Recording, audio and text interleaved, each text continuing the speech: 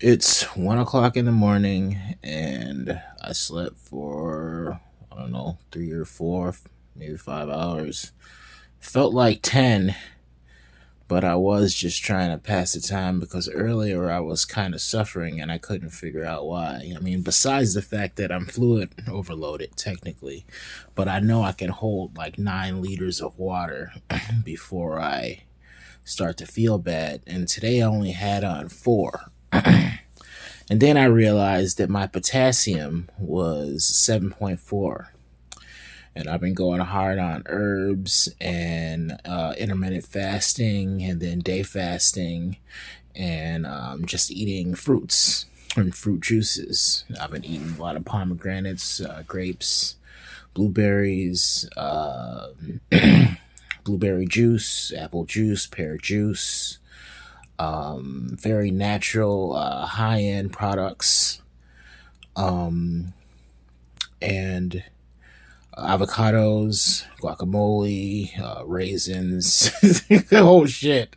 I've been really going hard on these nutrient dense, high potassium foods.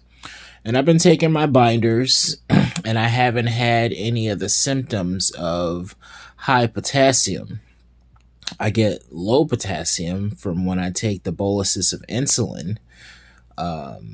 I still can't handle a lot of fructose without having my blood sugar go high and stay high for like a day and a half, 2 or 3 days. So I have to take insulin to get it back down. I can feel that my liver is trying to metabolize and create energy out of that fructose, but it's a slow moving process. And while it's happening, I feel like I don't have any energy whatsoever. I feel very sluggish and heavy. And so I still need the insulin as a type 1 diabetic, but something is happening. It's just a slow process. And, in the world, especially in the medical world, with all the man made interventions for these diseases, dis-ease is usually thought of as something that you can go and ask a smart person, i.e., a medical professional or a doctor, for some type of instant gratification or some type of, fix it right now, fix it in a couple days. And sometimes you just can't get your body to change that fast. You can cause a change in your body that fast, but that change won't be constant, and it'll have to be constantly upkept by the active treatment, a medicine like insulin, a medicine like painkillers, excuse me, a medicine like something that works right away, and blood pressure medicine, for instance. And you have to keep taking it. And if you stop, everything fucks up real bad, even worse than it was before. So I am incorporating these lifestyle changes and trying to let food be my medicine. And I am putting that food in the forefront of the medicine, while in the background still supplementing the symptoms of the absence of the medicine with the medicine, and the need for the medicine with the medicine, i.e. blood pressure drugs and insulin. That's what I take. And then so without kidney function, I have to take binders for phosphorus and potassium, so I do that as well. And those are the main things that I upkeep. And besides that, there's the upkeep of food while I'm trying to make food my medicine.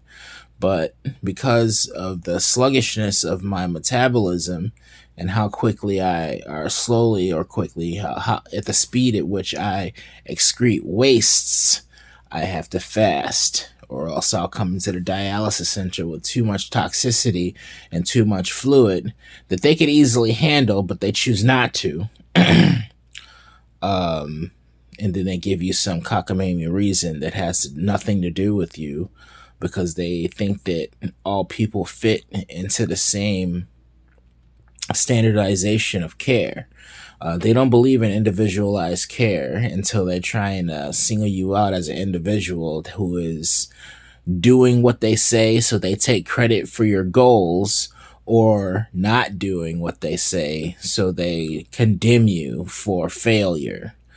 Then they give you that malignant energy and then tell you that you're putting yourself in danger and give you that nocebo effect.